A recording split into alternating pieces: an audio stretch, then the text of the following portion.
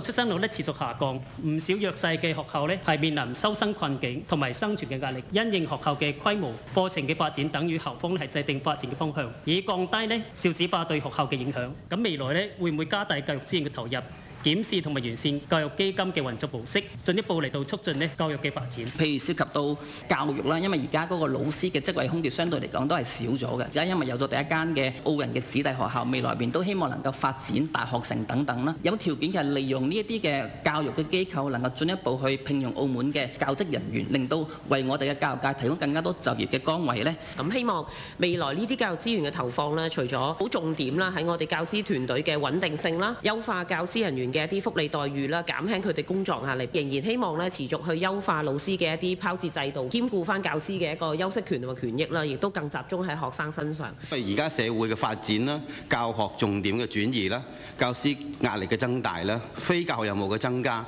而且國家嘅產業升級同埋澳門出生率嘅下降，呢啲因素咧，其實都對成個教育咧係造成一個衝擊。司框能夠盡快去修訂啦，聽教育界嘅意見啦，去落實教育興澳嘅戰略。司框行咗10幾年，我哋覺得